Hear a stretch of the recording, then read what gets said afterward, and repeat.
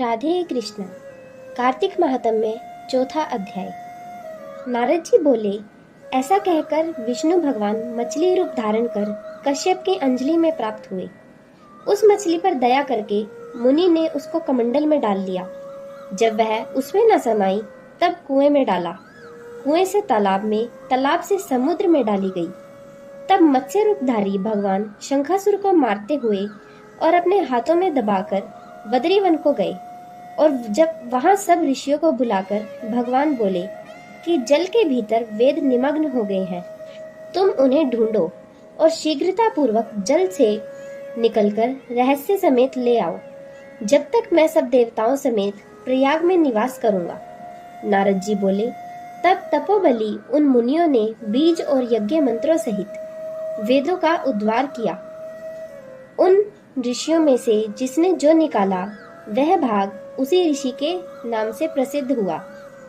पीछे सब मुनि मिलकर प्रयागराज को गए और प्राप्त हुए वेद ब्रह्मा सहित विष्णु भगवान के अर्पण किए। संपूर्ण वेदों को पाकर ब्रह्मा जी ने प्रसन्न हो देव और ऋषियों सहित अश्वमेध यज्ञ किया। यज्ञ के अंत में देवता गंधर्व यज्ञ गुहक पृथ्वी पर दंडवत कर प्रार्थना करने लगे। देवता बोले, हे देवादिदेव, हमारी विज्ञप्ति श्रवण करो। यह हमारी प्रसन्नता का स्थान है।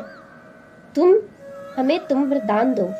हे रमापते, इन ब्रह्मा जी ने इस स्थान में नष्ट हुए वेद फिर पाए और हमने यज्ञ के भाग प्राप्त किए। इसलिए आपके प्रसाद से यह स्थान पृथ्वी में अत्यंत श्रेष्ठ हो और पुण्य देने वाला हो, और यह महीना भी ब्रह्म हत्या आदि को दूर कर अक्षय फल देने वाला हो। श्री विष्णु बोले, हे देवताओं, जो बात तुमने कही है यही मुझे भी अभिष्ट है, सो ऐसा ही होगा। यह ब्रह्म क्षेम नाम से सबको सुलभ होगा। सूर्यवंशी राजा भागीरथ यहाँ गंगा जी को लावेंगे और इस जगह पर सूर्य की पुत्री यमुना जी का संगम होगा। जो पुरुष अपने पितृश्वरों को यहाँ श्राद्ध करेंगे, उनके पितृगण मेरे स्वरूप को धारण करेंगे। मकर संक्रांति माघ मास में प्राप्त प्रातःकाल स्नान करने से उनके दर्शन मात्र से ही संपूर्ण पाप ऐसे नष्ट हो जाते हैं जैसे सूर्य से अंधेरे का नाश हो जाता है, और उनको मैं सालोक्य, सामीप्य और सारूप्य इन तीनों प्रकार की मुक्ति क्रम से देता हूँ। हे मुनिवरों, मैं सर्वज्ञ रूप से बद्रीवर रूप में सदैव निवास करता हूँ। जो फल और स्थान 100 वर्ष में मिलता है वह तुमको वहां एक दिन में ही प्राप्त होवेगा। उस स्थान के दर्शन करने वाले मनुष्य जीवन मुक्त हो जाते हैं।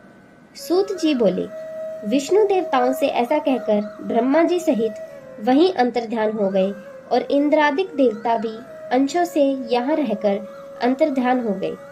जो मनुष्य शुद्ध चित्त से इस पवित्र कथा को सुनते हैं उनको प्रयागराज और बद्रीवन में जाने का फल मिलता है। राधे कृष्ण।